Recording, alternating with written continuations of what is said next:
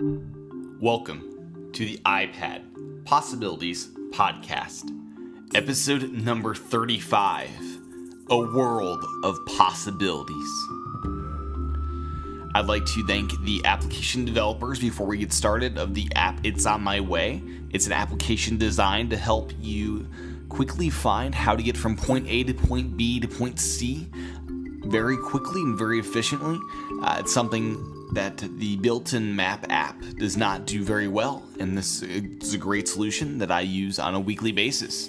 So grab it today for $2.99, and I'd like to thank them for supporting the podcast. Welcome once again to the iPad Possibilities Podcast. I'm Tim, and I'm the host of this show, and today I bring you a very diverse show, a very packed-in show, full of all sorts of ideas and possibilities. Anything from things that might be happening in the future to stuff that is happening today. Some disappointments I've had with some applications and all sorts of different possibilities that are around with the iPad. So today I bring you a world of possibilities. And the first possibility that we briefly discussed on the Sunday show is the iMac iPad. This is something that I see way in the future as the future of the Mac and the Apple branding itself. And this is where the iPad and the Mac converge into one. As I've discussed with Anthony Moody, in the future, I believe, as does he, that the operating system of the iPad and the Mac will begin to merge into one. And I believe within 5 to 10 years, we will see that convergence. And as a part of that, I believe that the iPad will have a docking station that'll convert it into more of like an iMac, where you're able to interact with it with keyboard and mouse, like a traditional desktop OS. And then once you take it out of it, it recognizes that, hey, I'm not in that dock anymore. I'm going to turn into tablet mode and go full out on OS, whatever, 6 or 7 of the iPad at that point in time, or I think it's probably 10 by that point in time, OS 10 of the iPad, and it'll have these two modes. And there's machines that do this today. There's some laptops that transform into Linux tablets once you take them out of their laptop dock. And once you put it back in, it turns into Windows OS mode.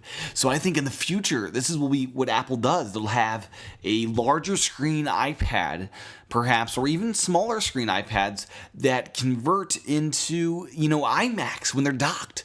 But once you take it out of that mode, that setting, it instantly converts over to that current generation of the iPad operating system.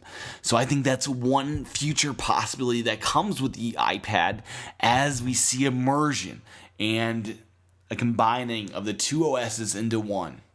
So that's the first possibility I thought of, and I wanted to kind of explain it more into detail today about how that would all work. I think it'd all be done through, as far as connecting the devices to the iPad through Bluetooth technologies. I think the dock connector would be still used to interact with the dock itself. And I think through that dock, we might be able to even hook up USB devices and Ethernet and all sorts of things that we're accustomed to today. But that'll all be through the dock with the iMac iPad. So that's the first possibility of the future of the Mac and the future of the iPad. And I think that will be a major win for Apple, because once they do that, they will have a huge market share in the Mac. Imagine that. Imagine all these iPad owners. We've got 1 million plus iPad owners now. And imagine right there, the market share of Apple, of the Mac, just goes up exponentially once they enable that. Apple could use the iPad to truly take over the computing experience on the desktop OS as well as the tablet OS by doing this and this alone. So I think that's a very cool future that we might see with Apple. So let's move on now to another possibility that I've seen emerge.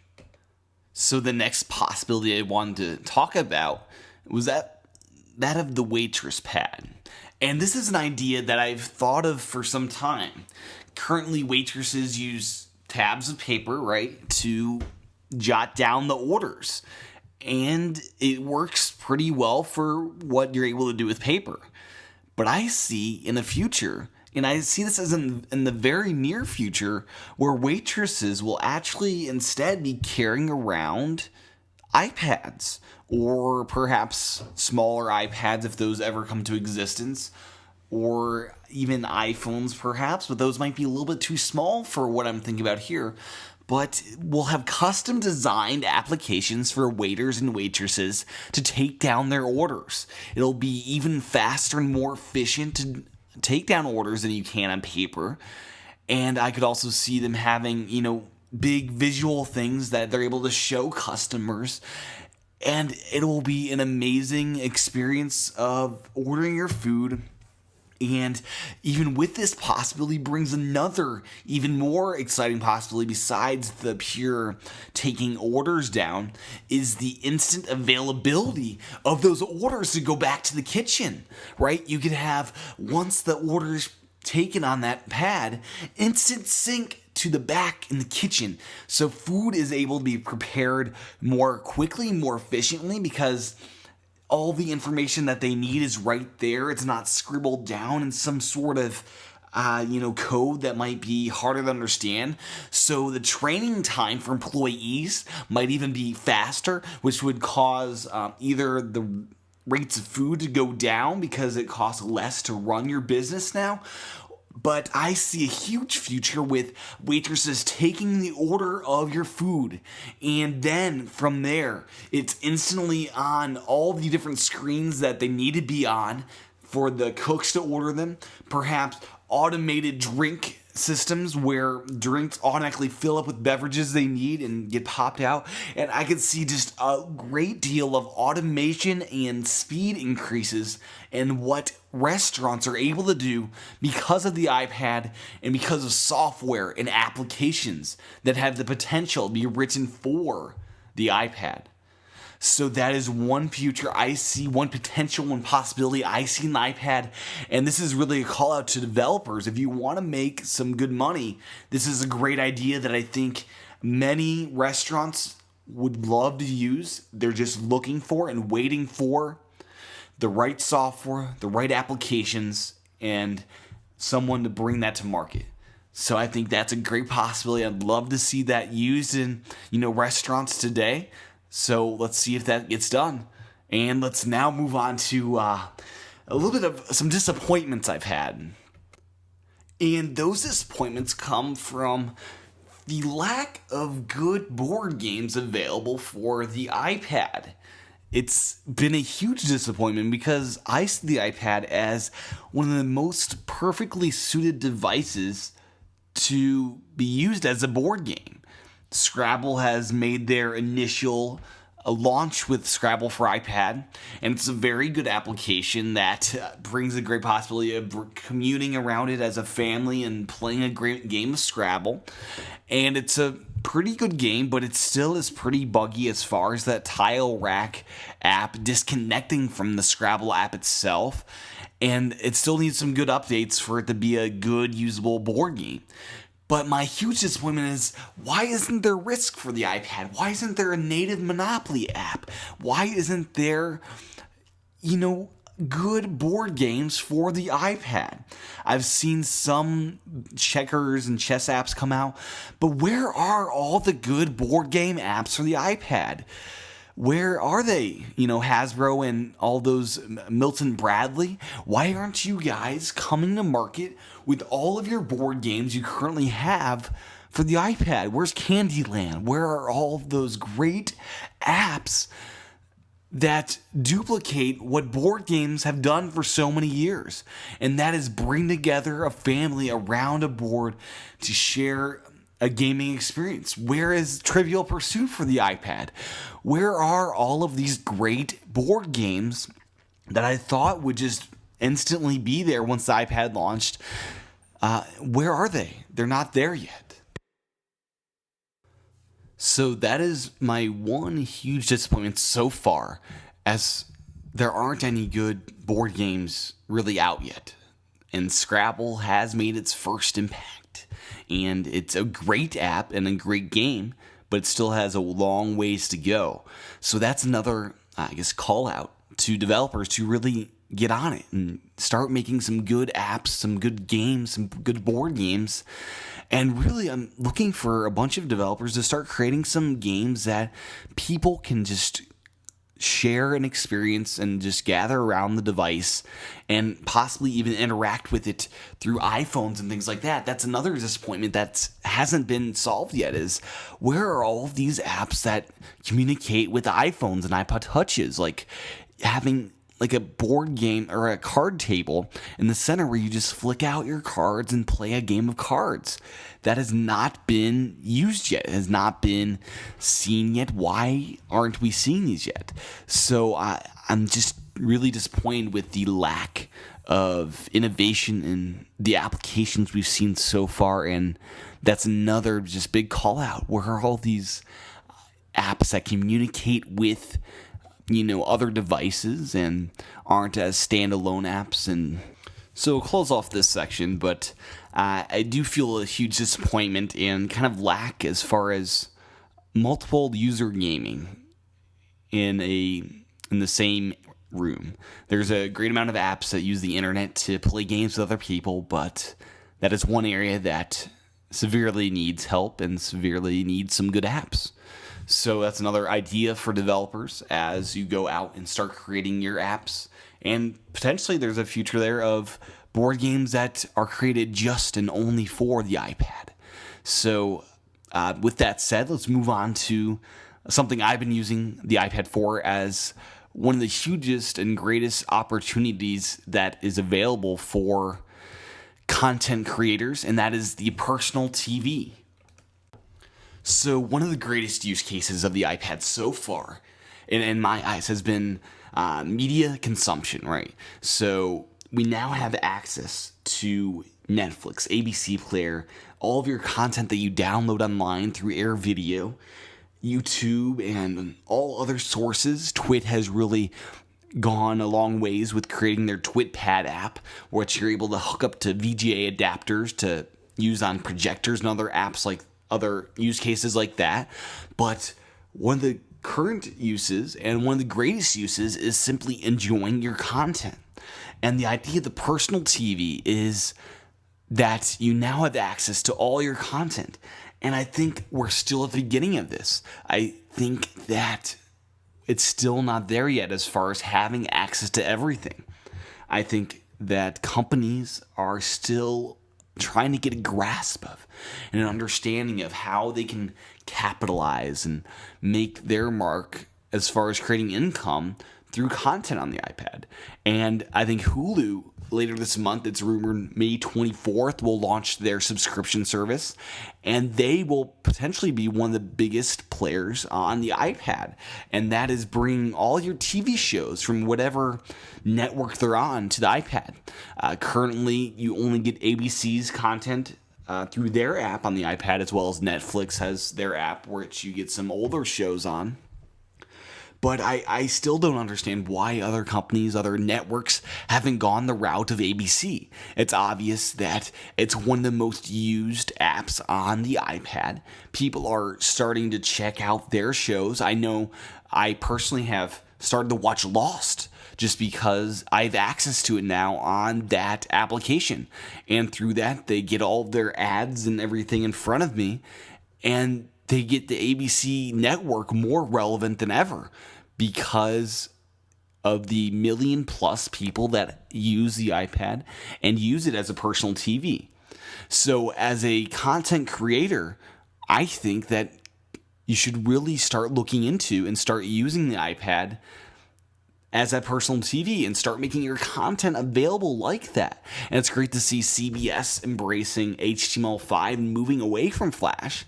But I think other companies, other networks really need to start jumping on the bandwagon, make their own apps that you can have one page of your iPad just be solely apps that communicate with ABC, CBS, NBC, Fox, and all those different networks, and have all of your content that you'd ever want available on your iPad. And through that, advertisers will be able to start making a great deal of income through that. And that is one current use of the iPad that I think could go a long ways from where it is now. But it's one use case that I use every day, every night, because it is a great screen, a great experience with the speakers that are built into there. So that is just one current use case that I think needs some expanding, needs some growth, but is great as is now, but am looking forward to where it will go in the future. And one of my last topics today, actually my last topic of the day, is the toy pad. And this is a concept, an idea I had, that this device will be used and is used currently by kids, by young people that have no grasp, no understanding of what technology is or anything like that. And applications will start to be developed, especially for very young children. I'm talking about 1-year-olds, 2-year-olds, 3-year-olds, 4-year-olds, and kids in that really young age that don't even understand what this all is. But they just understand the concept of, toys, right? They've been using toys for a while now. There's music toys, toy pianos, and things that kids use these days. There are puzzle toys, and just all sorts of toys that kids have been using for ages. And as I saw some apps like Magic Piano comes to mind, right, as one of the most perfect apps for young children, because it's so easy to understand what it does. It's simply a blank black screen that once you show it to a young child, they instantly get. They instantly understand what it does. They instantly see that, hey, the screen, once you touch it, it illuminates and it makes sound and it makes music. And even at the young age of 1, kids start to understand it. I've seen that happen where you show them how this works, how you just tap on the screen. You show them the chromatic use, how you just move your finger across the screen and starts doing chromatic notes. And they see this and they understand this instantly. And this is the first app I've seen that, even though it's great fun, great enjoyment for adults and for composers and musicians that have a grasp of music, have a grasp of technology and all of that kind of things, but it works and is used by children because they instantly know and recognize what that app does and what it's for, and they have a great deal of fun with it. And I've seen this happen where I've actually shown a 1-year-old just how that app works, how you just tap on the screen and it makes sound. It doesn't matter where you tap. And it just gives you random notes. It gives you chromatic notes as needed. And they instantly grasp that. They instantly understand that. And I think there's a huge market for applications designed to be used no matter what age. And many apps designed to be used for children themselves before they have an understanding of how things work. So I think there's a huge market for and a huge possibility for this, what I call the toy pad, where apps are so easy to understand that even from an age of 1, you can understand how it works, and it can replace, for parents, the need to buy toys in many use cases, in many scenarios. And because the iPad, I think is actually pretty durable. It can withstand drops if you're in carpet and things like that. And kids will start using the iPad because it is durable, because it's easy to get, easy to understand. I think it'll become a huge market for young kids, for toddlers, for pre-toddlers, whatever you call that, infants. And it'll be a huge market and a huge possibility that is opened up through the applications available for it. So that wraps up the main discussion of the day on some different possibilities that I saw happening with the iPad and some disappointments and some of the things I'd like to see in the future with the iPad. As always, I'd appreciate feedback. I know this is a shorter episode than normal, but I just had some ideas I wanted to share with you. And I'm hoping to line up some interviews in the future to do some more of those kinds of things. But that's what I had for you today. And as always, feedback's welcomed at 209-542-iPad and iPadpossibilities@gmail.com. I'd love to hear your feedback, what you think as far as some other possibilities I didn't even think of yet, as far as what you're using the iPad for right now and what you hope to see in the future as far as applications. So send that feedback, as I said, to that voicemail box and to my email. I'd be greatly appreciated and love to share those on the show as well. So before we get into the customary wrap-up of the show, I wanted to make one announcement regarding the premium show. And that is, I've decided to, as a member of the premium show, the version you will get will be different from every other version, different from the podcast app, different from the iTunes app, and that is you will have no ads in it at all. So I will take the time and create a separate audio version of the show, removing the advertisements. So any ads that I do right now or in the future will be gone. You won't hear information about the premium show as far as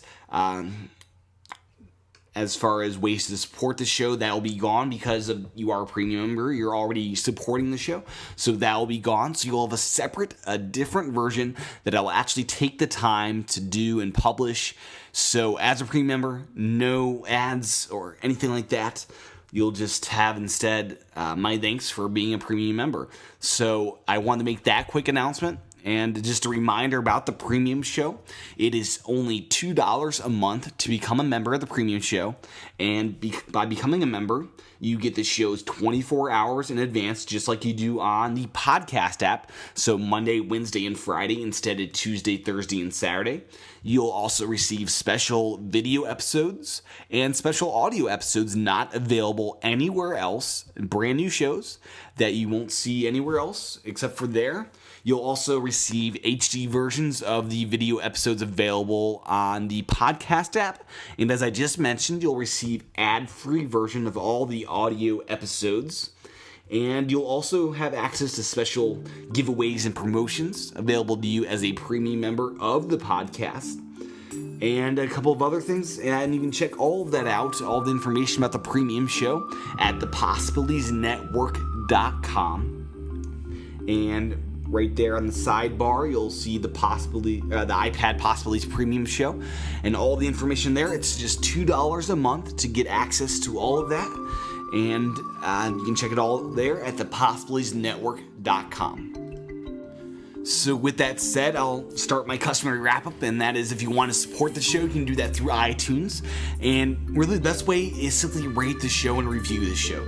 That's something I'd love to see, some more reviews, some more thoughts of what you think of this show and how I'm doing. So I'd love for some more reviews. Those always brighten up my day, and also let people know about this show, and they kind of help bring up the visibility of this show in iTunes. Also, support the show monetarily. You can do that by purchasing the podcast application. It's in the App Store now for $2.99. Just search for iPad Possibilities. And with that app, you get the shows 24 hours in advance, Monday, Wednesday, and Friday, as well as some special video episodes through that app. So it's $2.99. You can also donate to the show at thepossibilitiesnetwork.com. Just go to the iPad Possibilities page, scroll down, help Tim buy an iPad, and there's some different options there on how you can donate and support the show that way. And also, as I said, the premium membership is available for $2 a month, or an all-access pass to the whole Possibilities Network for $3.50 a month. So those are the ways you can support this podcast and the Possibilities Network as a whole. So until the Friday-Saturday show, this is Tim Chatton of the iPad Possibilities Podcast.